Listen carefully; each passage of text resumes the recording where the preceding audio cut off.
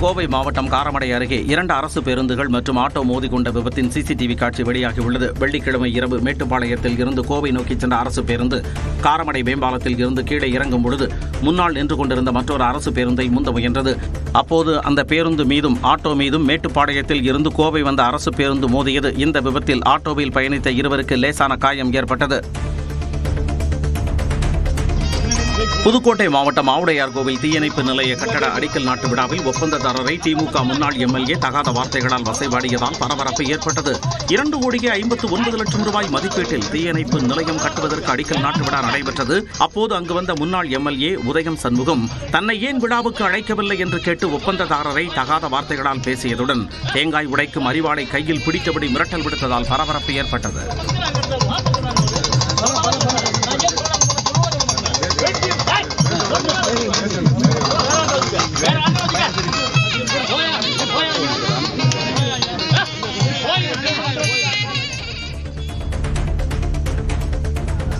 தஞ்சாவூர் மாவட்டம் சூரக்கோட்டையில் இறுதி ஊர்வலத்தை முந்திச் செல்ல முயன்ற தனியார் பேருந்தை வழிமறித்த மதுபோதை கும்பல் தட்டி கேட்ட பெண் காவலரை தரக்குறைவான வார்த்தைகளால் வசைபாடியது பரபரப்பை ஏற்படுத்தியது. வெள்ளிக்கிழமை மாலை தஞ்சாவூரில் இருந்து பட்டுக்கோட்டை நோக்கி சென்ற தனியார் பேருந்தை வழிமறித்த இளைஞர்கள் சிலர் ஓட்டுநரை தாக்கினர். மேலும் அதனை தட்டி கேட்ட பெண் காவலர் சுப்புலட்சுமிக்கு மிரட்டல் விடுத்தனர். இது தொடர்பான வீடியோ ஆதாரத்துடன் காவல் நிலையத்தில் புகார் அளிக்கப்பட்டுள்ளது.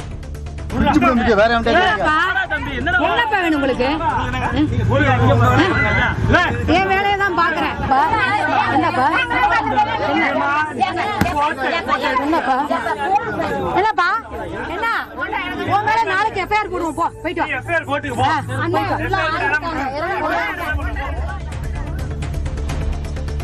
தெலங்கானா மாநிலம் ஹைதராபாத் அருகே நெடுஞ்சாலையில் சென்று கொண்டிருந்த கார் திடீரென தீப்பற்றி எரிந்தது. மாதாப்பூர் அருகே சென்று கொண்டிருந்த காரின் என்ஜின் பகுதியில் இருந்து திடீரென புகை வெளியான நிலையில் அதில் பயணித்த ஓட்டுநர் உட்பட அனைவரும் கீழே இறங்கினர். அதன் பின் தீப்பிடித்து கார் முழுவதும் மளமளவென பரவிய நிலையில் தீயணைப்பு வீரர்கள் விரைந்து வந்து தீயை கட்டுப்படுத்தினர். கடலூர் மாவட்டம் சிதம்பரம் அருகே பாஜக சிறுபான்மை பிரிவு மாவட்ட தலைவர் மீது ஏர்கன் மூலம் துப்பாக்கிச்சூடு நடத்தப்பட்டதாக பரவும் தகவல் முற்றிலும் தவறானது என்று தமிழ்நாடு அரசின் தகவல் சரிபார்ப்பகம் தெரிவித்துள்ளது. இது தொடர்பாக அரசின் தகவல் சரிபார்ப்பகத்தின் எக்ஸ் பக்கத்தில் வெளியிட்டுள்ள தகவலில் பாஜக சிறுபான்மை பிரிவு மாவட்ட தலைவர் அஸ்கர் அலி கடந்த வெள்ளிக்கிழமை முன்விரோதம் காரணமாக மர்ம நபர்கள் ஏர்கன் மூலம் தன்னை சுட்டிருக்கலாம் என்று புகார் அளித்ததன் பேரில் காவல்துறை சம்பவ இடத்திற்கு சென்று விசாரித்ததாக தெரிவிக்கப்பட்டுள்ளது.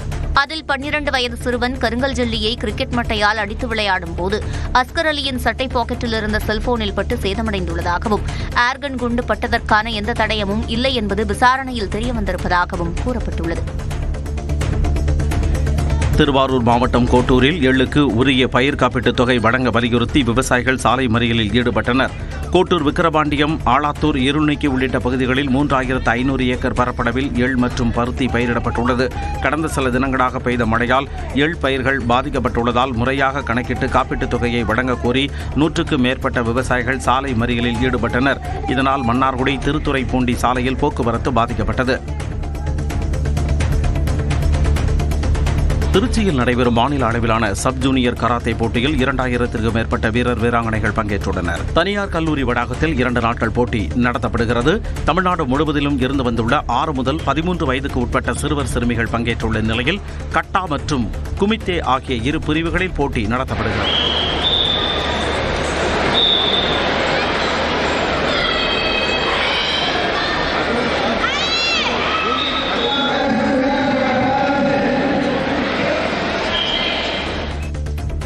கோவை காவலர் பயிற்சி பள்ளி வளாகத்தில் 5 வட்டார போக்குவரத்து துறைக்கு உட்பட்ட தனியார் பள்ளிகளின் பேருந்துகளை மாவட்ட ஆட்சியர் ஆய்வு மேற்கொண்டார். 274 பள்ளிகளுக்கு சொந்தமான 1471 வாகனங்களின் உறுதித்தன்மை, ஆவணங்கள், குழந்தைகளுக்கான வசதிகள், பாதுகாப்பு நடவடிக்கைகள் உள்ளிட்டவை குறித்து ஆட்சியர் பவன்குமார் மற்றும் அதிகாரிகள் ஆய்வு செய்தனர். முதல் நாளில் 887 வாகனங்கள் ஆய்வு செய்யப்பட்டது. விதிமுறைகளை பூர்த்தி செய்யாத 58 வாகனங்கள் திருப்பி அனுப்பப்பட்டன. திருப்பூர் மாவட்டம் காவுத்தம்பாளையத்தில் அகழாய்வு பணிகளை மேற்கொள்ள வலியுறுத்தி செங்கப்பள்ளி அருகே விவசாயிகள் 4வது நாளாக உண்ணாவிரத போராட்டத்தில் ஈடுபடுகின்றனர். கவுத்தம்பாளையம் பகுதியில் பழங்கால பொருட்கள் மற்றும் படிமங்கள் அதிக அளவில் கிடைப்பதால் அகழாய்வு பணிகளை மேற்கொள்ள வேண்டும் என்றும் 756 கிலோவாட் துணை மின் நிலையம் அமைப்பதை ரத்து செய்ய வேண்டும் எனவும் வலியுறுத்தி அப்பகுதி விவசாயிகள் போராட்டம் நடத்தி வருகின்றனர். இதில் மூர்த்தி, அம்மாசை ஆகியோருக்கு உடல்நலம் பாதிக்கப்பட்டதால் அவர்களுக்கு உண்ணாவிரத பந்தலிலேயே சிகிச்சை அளிக்கப்பட்டது. திருவாரூரில் நில அளவீடு செய்ய 15,000 ரூபாய் லஞ்சம் வாங்கிய வருவாய் ஆய்வாளரை லஞ்ச ஒழிப்புத்துறையினர் கைது செய்தனர்.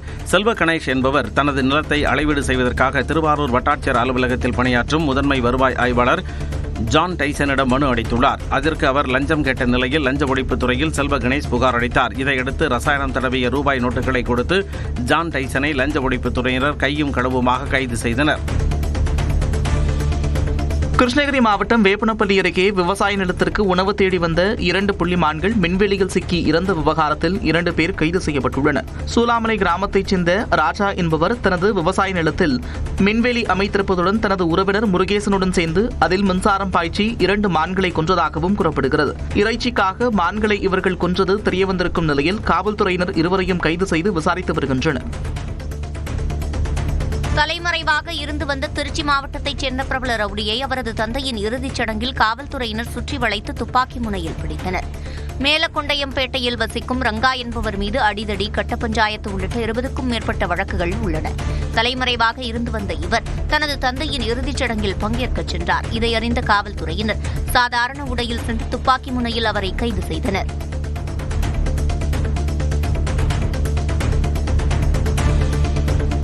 பத்திரகாளி அம்மன் கோவில் பகுதியில் ஆட்டோ ஓட்டுநரை திமுக கவுன்சிலர் வழிமறித்து இரும்பு கம்பியால் தாக்கிய சிசிடிவி காட்சி வெளியாகியுள்ளது. ஆட்டோ ஓட்டுநர் குமார் பயணிகளுடன் சென்று கொண்டிருந்த போது இருசக்கர வாகனத்தில் வந்து வழிமறித்த திமுக கவுன்சிலர் பெருமாள் இரும்பு ராடால் தாக்கினார். இதில் கையில் பலத்த காயமடைந்த குமார் பொள்ளாச்சி அரசு மருத்துவமனையில் சிகிச்சை பெற்றார். மேலும் பெருமாள் தன்னை சாதி பெயரை சொல்லி தகாத வார்த்தைகளால் திட்டியதாகவும் தாக்கியதாகவும் பொள்ளாச்சி காவல் நிலையத்தில் புகார் அளித்தார். தேனியில் போதைக்கு எதிராக ஜனநாயக வாலிபர் சங்கத்தினர் இருசக்கர வாகனங்களில் விழிப்புணர்வு பேரணியில் ஈடுபட்டனர். போதையில்லா தேனி என்ற தலைப்பில் ஜனநாயக வாலிபர் சங்கம் சார்பில் 2 நாட்கள் பேரணி நடைபெறவுள்ளது. கூடலூரில் தொடங்கிய முதல் நாள் பேரணி கம்பம், உத்தமபாளையம், கோம்பை, பண்ணைபுரம், ஆண்டிப்பட்டி வழியாக பெரிய குளத்தில் நிறைவடைந்தது. இதில் ஏராளமானோர் கலந்து கொண்டனர். உதகை அருகே உள்ள மாயாற்றில் ஆனந்த குளியலிட்ட யானையின் வீடியோ வெளியாகியிருக்கிறது. முதுமலை வனப்பகுதிக்குட்பட்ட மாயார் அணைப்பகுதியில் ஏராளமான வனவிலங்குகள் தண்ணீர் பருகவும் குளிக்கவும் வருகின்றன. இந்நிலையில் மாயாற்றில் தண்ணீர் பருக வந்த காட்டு யானை ஒன்று மெதுவாக ஆற்றில் இறங்கி ஆனந்த குளியல் போட்டது. ஆழம் பார்த்து ஆற்றில் இறங்கிய யானை தனது முழு உடலையும் தண்ணீரில் நனைத்து ஜாலியாக குளித்தது.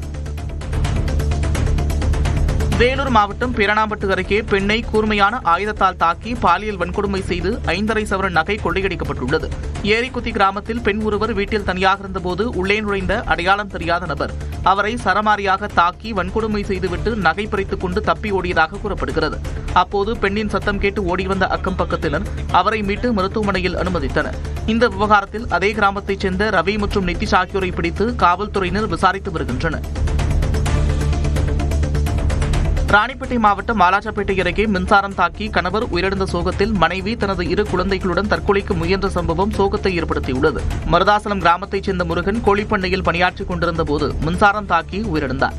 இதனால் துக்கத்தில் இருந்த அவரது மனைவி திவ்யா தனது 8 வயது மகன் டிராவிட், 5 வயது மகள் மித்ரா ஆகியோருக்கு விஷம் கொடுத்துவிட்டு தானும் விஷம் குடித்து தற்கொலைக்கு முயன்றிருக்கிறார். அக்கம் பக்கத்தினர் அவர்களை மீட்டு மருத்துவமனையில் அனுமதித்துள்ளனர். திருவாரூரில் சாலையில் நடந்து சென்ற போது நாய் கடித்து பலத்த காயமடைந்த முதியவர் மாவட்ட ஆட்சியர் அலுவலக வாகனத்தில் மருத்துவமனைக்கு அழைத்து செல்லப்பட்டார். விளமல் போதையை சேர்ந்த விவேகானந்தம் என்ற 65 வயது முதியவர் நீதிமன்றத்திற்கு சென்றுவிட்டு மாவட்ட ஆட்சியர் அலுவலகம் வழியாக நடந்து வந்தார். அப்போது ஆட்சியர் அலுவலக வளாகத்தில் நின்றிருந்த வெறிநாய் அவரை காலில் கடித்தது. இதையடுத்து அவர் திருவாரூர் அரசு மருத்துவக் கல்லூரி மருத்துவமனையில் அனுமதிக்கப்பட்டிருக்கும் நிலையில் சிகிச்சை அளிக்கப்படுகிறது. புதுக்கோட்டை மாவட்டம் புன்னமராவதி அருகே பிடாரம்பட்டியில் அரசமரம் வேருடன் சாய்ந்ததில் அங்கன்வாடி மையமும் பயணியர் நிழற்குடையும் சேதமடைந்தன. பிடாரம்பட்டி முருகப்பட்டி சாலையிலிருந்து பழமையான அரசமரம் வெள்ளிக்கிழமை மாலை பலத்த சூறைக்காற்றுடன் மழை பெய்த போதும் வேருடன் சாய்ந்தது. இதனால் முருகப்பட்டி பிடாரம்பட்டி சாலையில் சிறிது நேரம் போக்குவரத்து பாதிக்கப்பட்டது. நல்வாய்ப்பாக உயிர் சேதம் ஏதும் ஏற்படவில்லை. திருப்பத்தூர் மாவட்டம் நாற்றம்பள்ளி அருகே ரயில்வே தண்டவாளத்தை கடக்கும் போது ரயில் மோதி மூதாட்டியும் 4 ஆடுகளும் உயிரிழந்தது சோகத்தை ஏற்படுத்தியுள்ளது. சாமக்கவுண்டனூரை சேர்ந்த 60 வயது மூதாட்டி குப்பம்மாள் வழக்கம் போல் ஆடுகளை மேய்ச்சலுக்கு அழைத்து சென்ற போது ரயில்வே தண்டவாளத்தை கடக்க முயன்றார். அப்போது அந்த வழியாக வந்த ரயில் மோதி ஆடுகளுடன் உயிரிழந்தார். தகவல் அறிந்து வந்த காவல்துறையினர் குப்பம்மாளின் உடலை மீட்டு பிரேத பரிசோதனைக்கு அனுப்பினர். மதுரை மாவட்டம் அலங்காநல்லூர் அருகே கீழக்கரை கிராமத்தில் சிவகங்கை மாவட்ட தமிழ்நாடு ஜல்லிக்கட்டு பேரவை சார்பாக ஜல்லிக்கட்டு போட்டி விறுவிறுப்பாக நடைபெற்றது. கலைஞர் நூற்றாண்டு ஏறு தழுவுதல் அரங்கில் நடைபெற்ற போட்டியில் மதுரை, சிவகங்கை, திருச்சி, திண்டுக்கல் என பல்வேறு பகுதிகளில் இருந்து 850 காளைகள் பங்கேற்றன. வாடிவாசல் வழியாக சீறி பாய்ந்து வந்த இந்த காளைகளை 450 மாடுபிடி வீரர்கள் குழுக்களாக பிரிந்து அடக்கும் முயற்சியில் ஈடுபட்டனர்.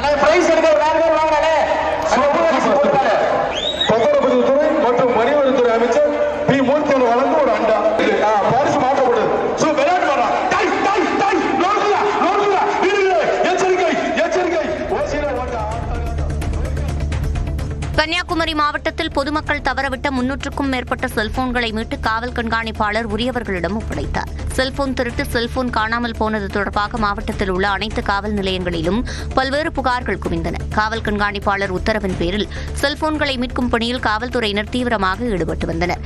தொடர் நடவடிக்கையால் 55,27,000 ரூபாய் மதிப்புள்ள செல்போன்களை கண்டுபிடித்து உரியவர்களிடம் ஒப்படைத்தனர்.